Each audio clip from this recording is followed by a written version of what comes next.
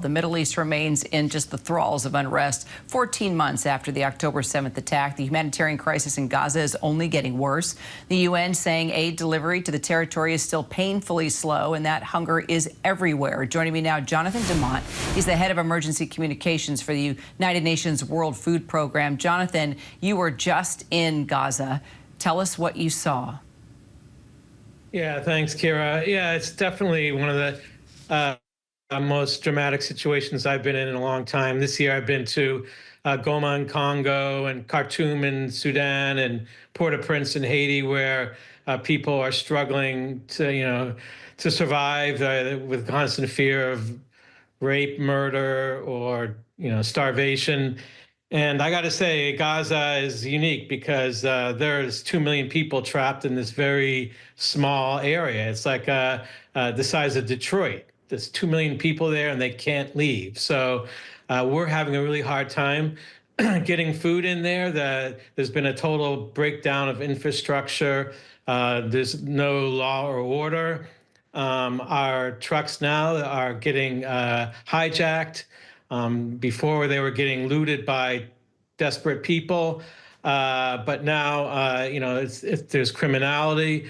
We are trying alternate routes, but we haven't found a successful way to get to compensate for that. And the other entry points are difficult because we need authorization, and there's just not enough food getting in. And you can see it in people's faces, you can hear it in their voices.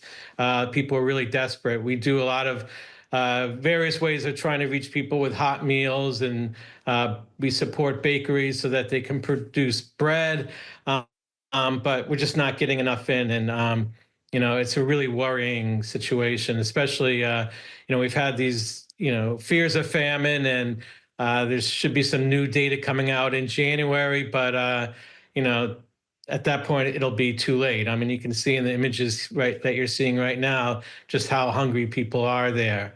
But I got to say, one of my biggest concerns is just the next generation of kids. I mean, these and we're talking more than 1 million people now, more than 1 million people there in Gaza who rely on you and these food rations from your group, and they haven't received them in what, 2 months now because the delivery is so slow. Why is the delivery so slow, and is there even a short-term solution here, Jonathan?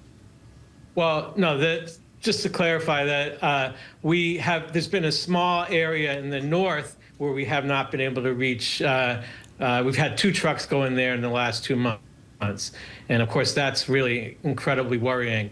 But, as I've been trying to say, in other parts of Gaza City, and in the southern part of Gaza, which is now split, we have been getting stuff in, we have been getting food in, but it's just not enough to reach all the people. So it's a real challenge. We have food available. It's outside, as you saw previously in some of the footage there.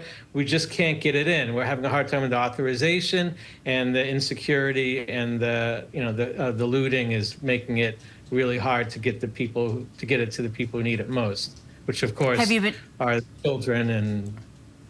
Yeah, children and women, they're suffering the most here. The looting, are you able to confirm who exactly is carrying out the looting? And what's the security situation just to protect these deliveries? Well, as I said, I mean, there has been a total breakdown of law and order. So you have you do now have armed gangs emerging who are hijacking our trucks. We also have people are just desperate, they see the trucks coming in and they try to, they just take stuff off the trucks.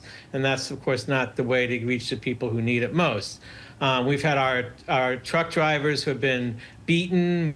We've had, a lot of serious incidences, and it's just a really difficult situation to try to compensate for.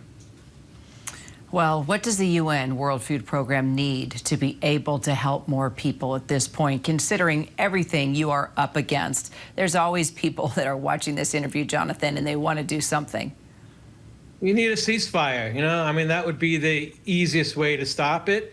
But short of that, we just need to have more access. We need to have more entry points. We need some more security, of course, but that's difficult because, you know, there's no law and order in a lot of parts of this strip. So that's what we really need, is we need the fighting to stop, and we need to be able to get in there, get the food that we do have available into all parts of the country, all parts of the Gaza Strip.